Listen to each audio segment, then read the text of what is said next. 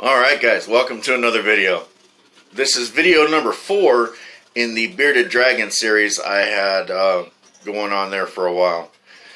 This is a video showing you my Dubia Roach colony enclosure, and that's the reason why it took so long, is because the colony, it takes time for them to get going. Monty, that's my buddy Monty back there. He's waiting to eat. But anyway, like I was saying, I'm just going to show you the enclosure, what it looks like inside it. I'm going to show you the food, and inevitably I'm going to show you the Dubia roaches themselves. It took about 6 months for the colony to... My wife's African Gray. He likes to be in every video. But anyway, it took about 6 months for the colony to start producing babies, and yeah, that's basically it. I mean, it just takes time. I had a pet store owner told me that he couldn't get them to produce. In my opinion, I think he just didn't have the patience to care for them every day and make sure they had what they needed to reproduce. But yeah, so let me get this camera turned around, and I'll show you the enclosure. I'll show you the inside, what they eat, and inevitably I'll show you the Dubia roaches. After the colony kind of took off a little bit, it took about 6 months for them to reproduce, and so far I've gotten three rounds of babies, and they've reproduced about 125 to 130 babies. So let me get this camera turned around, and I will show you the roach enclosure. Alright guys, so here's the enclosure right here. It's just under my son's side of the messy desk. It's just basically 2 black totes, one inside the other. And the reason for that is there is a heater. That's what this cord is right here. There's a heater that's in between the two totes to produce the required heat for them to reproduce. That's what that looks like.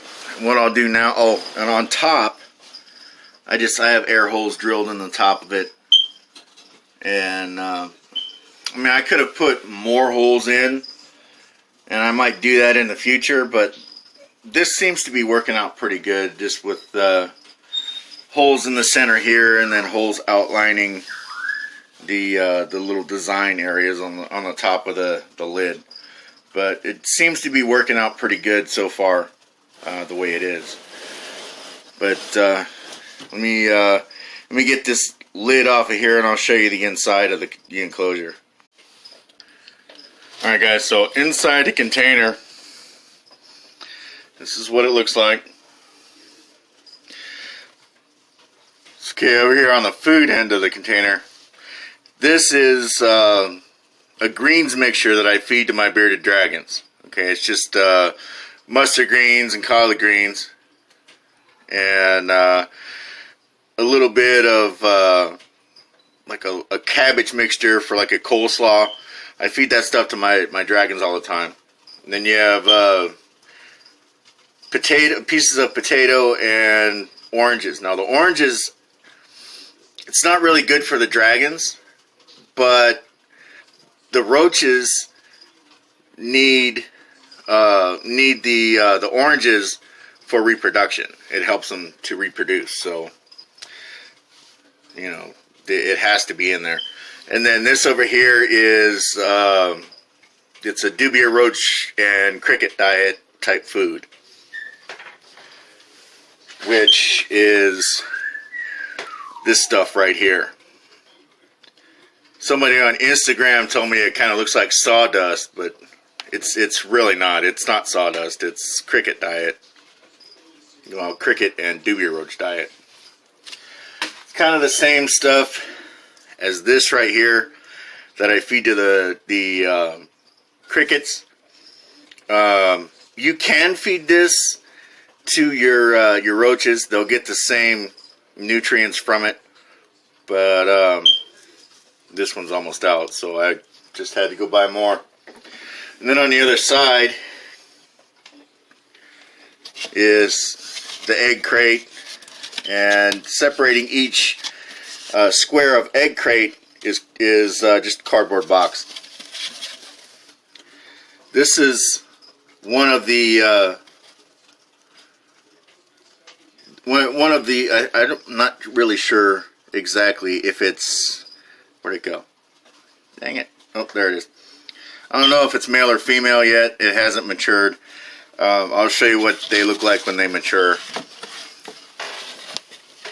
You got some more. These were actually some of the first babies that I got. Any of the ones in here that are not mature are babies that have been growing for a while. Now in here, this big one right here, this is a female because she's got short wings. Males have really long wings, and I'll try to find a male. There's a male right there. That's what a male looks like.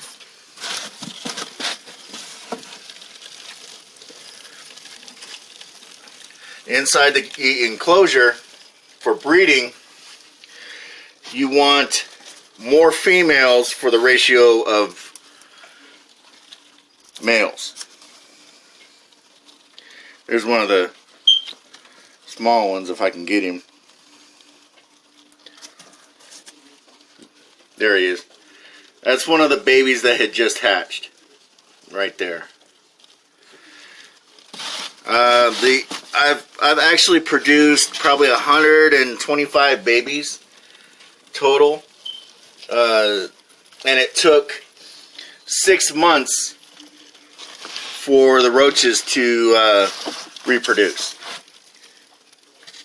So for 6 months I was still buying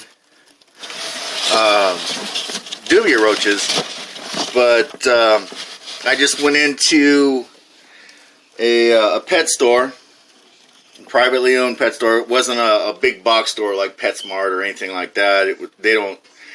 PetSmart usually doesn't have Dubia roaches. They have crickets and stuff like that. You have your mealworms and crickets and things like that. But usually Dubia roaches is one of those things that they don't normally carry. So I went in there, and the pet store owner told me that he couldn't get them to reproduce.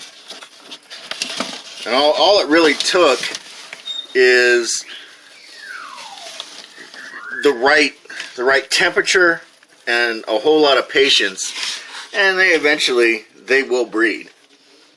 And inside the enclosure here, you'll see that there's duct tape, because that's the only tape I had.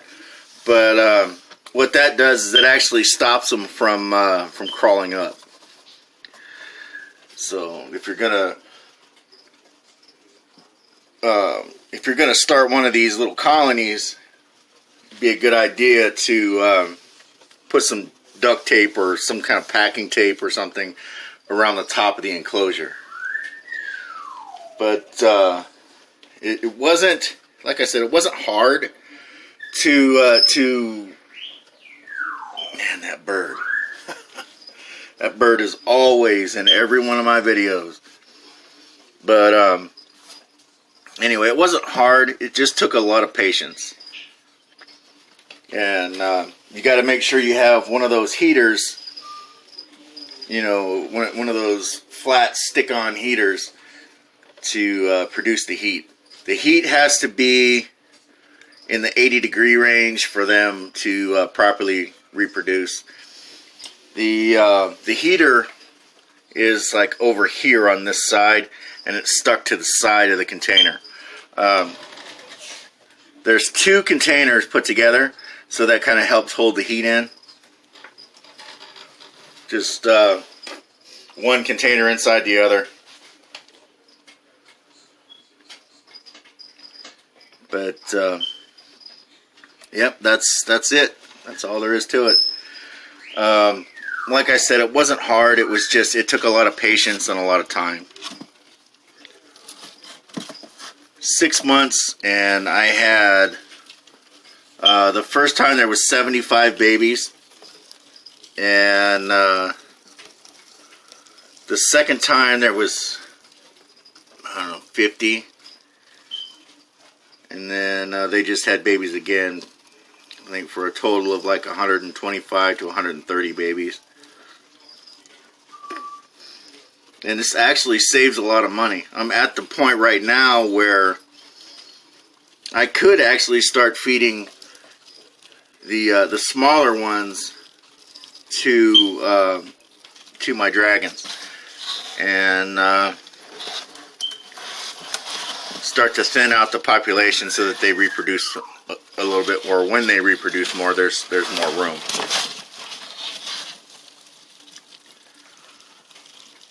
I mean, I think it was a good investment. My wife wasn't real happy about it at first, but she understood why.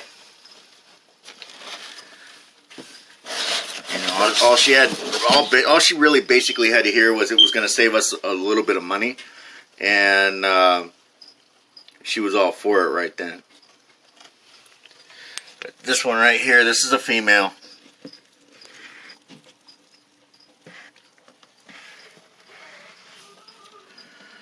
But yep, that's what it looks like inside the enclosure.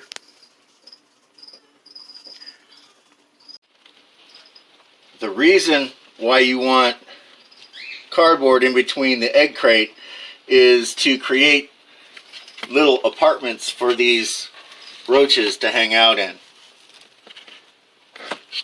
That's really the only purpose for the cardboard. Make sure that if you're going to do this, make sure you don't necessarily have the permission, but the approval of your significant other living in the house before you do it. I know my wife was less than happy when she found out that I wanted to do this. You have to control the ratio of males to females. You have to have more females than you have males, because the males will kill each other.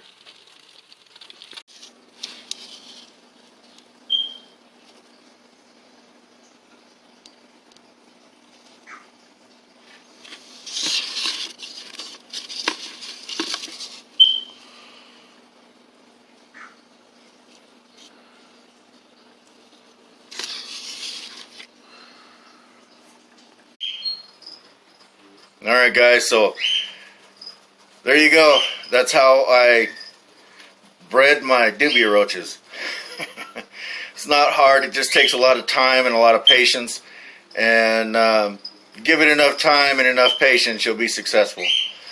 I'm not an expert.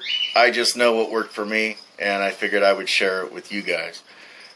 So, for Monty and myself, thanks for watching. And if you like this content, make sure you subscribe and hit the notification bell for notifications. We'll talk to you another time. Thanks for watching.